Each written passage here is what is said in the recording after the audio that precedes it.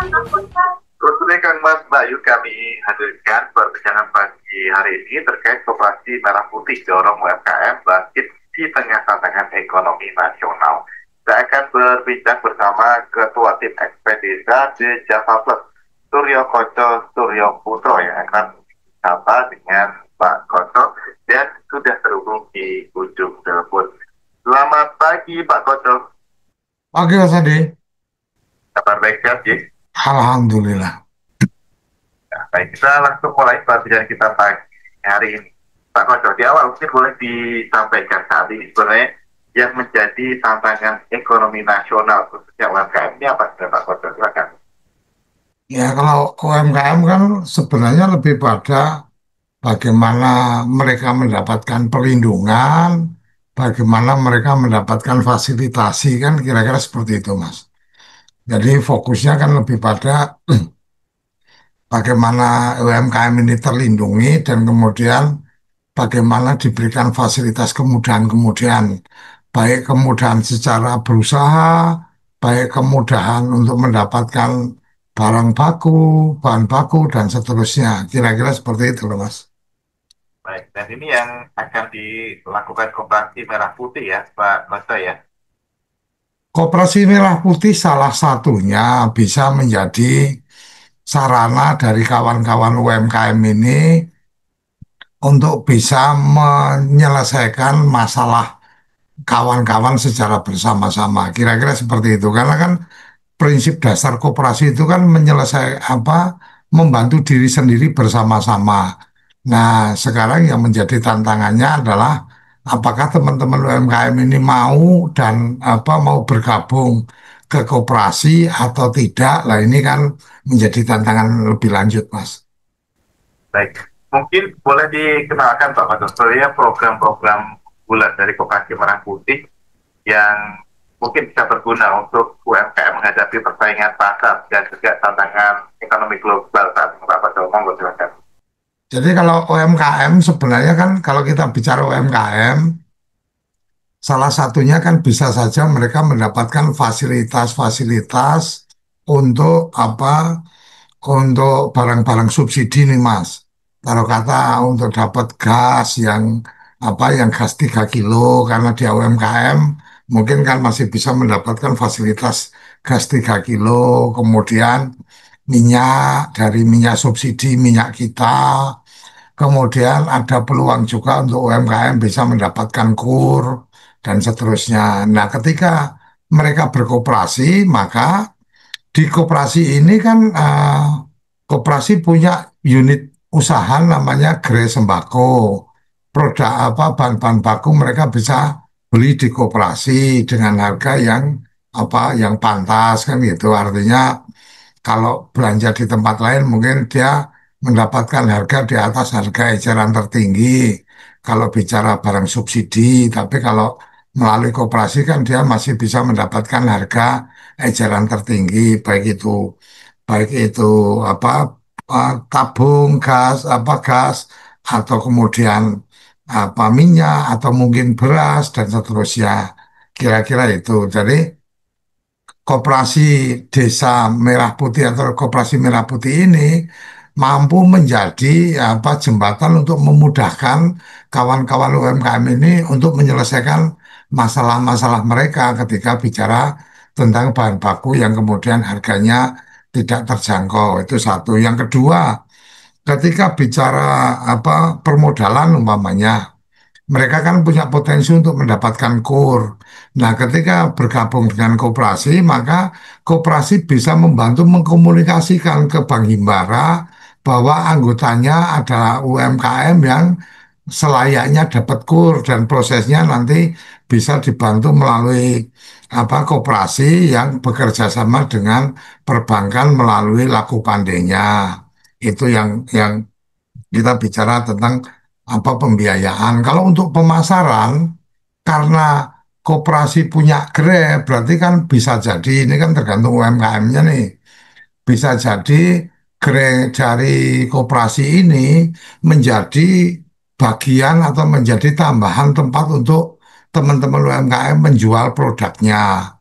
Atau kalau kemudian produknya ingin dikembangkan lebih lanjut, maka koperasi ini bisa kemudian mengambil peran untuk membantu menjualkan lebih luas melalui media digital, melalui marketplace dan seterusnya.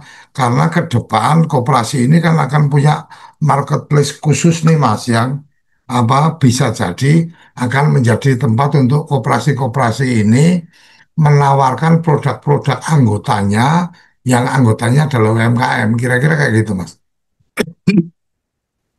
Diresmikan Juli kemarin. Perkembangannya seperti apa, Pak Koco? Perkembangannya menurut saya cukup menarik, bagus. Artinya dalam konteks digitalisasi, kementerian sudah mempersiapkan dengan baik, Kementerian Koperasi. Kemudian kalau kita melihat bahwa apa kebijakan menyangkut pembiayaan ini kan karena koperasi baru kemudian butuh pembiayaan dan seterusnya. Sekarang sudah ada formulasinya mereka dengan menggunakan aplikasi yang sudah disiapkan. Mereka bisa bermitra dengan BUMN yang menyalurkan produk-produk subsidi. Ketika mereka mengajukan kemitraan, di situ juga ada ruang untuk kemitraan dan pembiayaan. Jadi kalau nggak ada modal, maka kemudian bisa mengajukan pinjaman ke Himbara.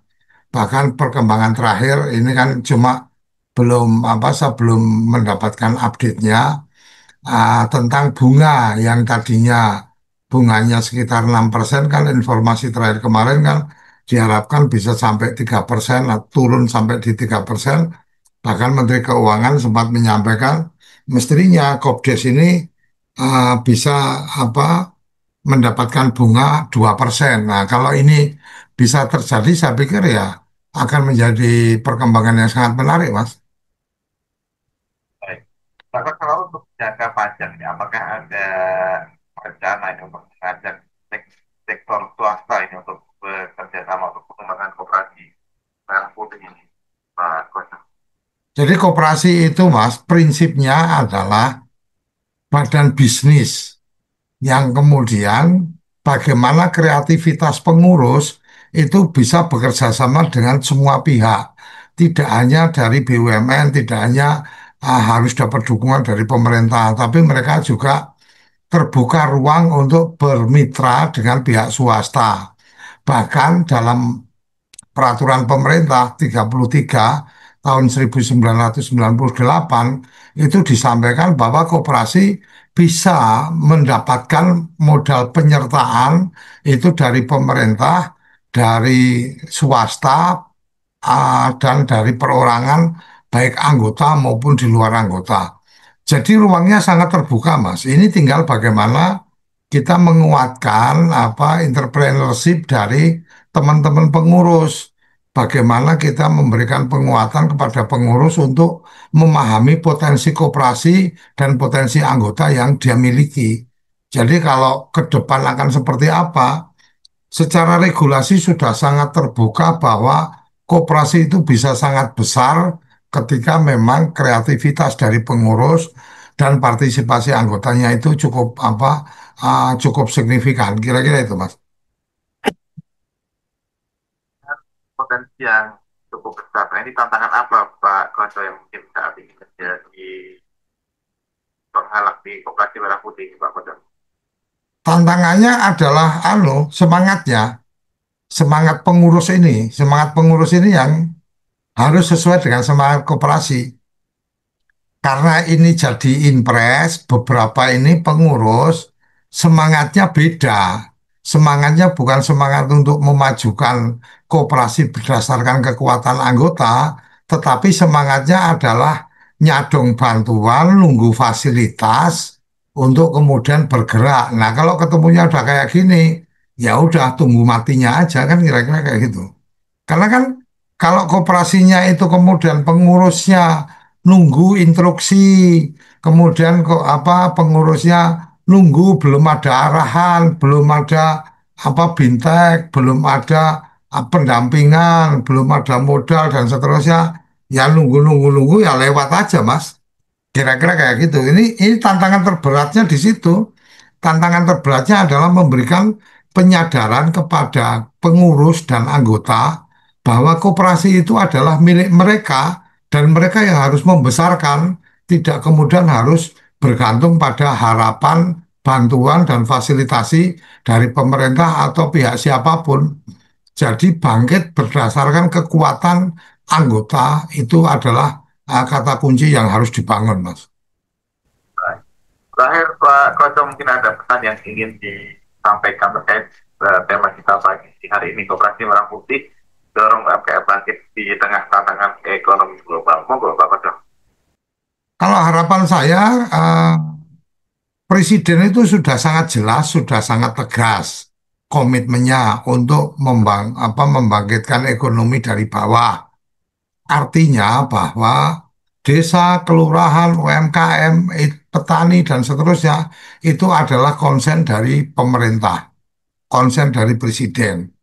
Yang kemudian saya berharap melihat kenyataan yang ada di lapangan, kawan-kawan yang tengah-tengah ini, kawan-kawan dari kementerian, kawan-kawan dari dinas, ini yang kemudian kerja-kerjanya masih nunggu arahan, nunggu anggaran, dan seterusnya. Nah, kalau kayak gitu, sebenarnya kawan-kawan ini dari pemerintah daerah yang kemudian hanya nunggu-nunggu dan seterusnya, ini adalah bagian dari penghancur cita-cita dari presiden. Kira-kira itu aja. Jadi saya berharap bahwa teman-teman yang sekarang punya nomor induk pegawai, tolonglah Anda sudah dibayar dari gaji dari negara.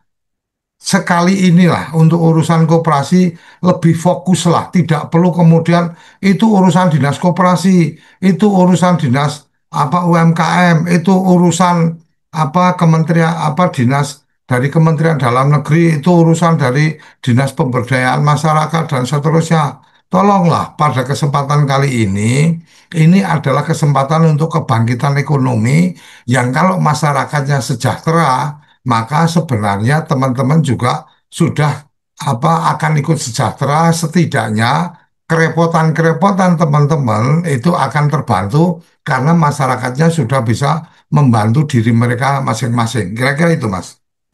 Baik, terima kasih Pak Koco informasi dan perbincangannya. Semoga Oke, lancar ya dan juga semakin maju Koperasi Merah Putih. Terima kasih Pak Koco, selamat beraktivitas kembali.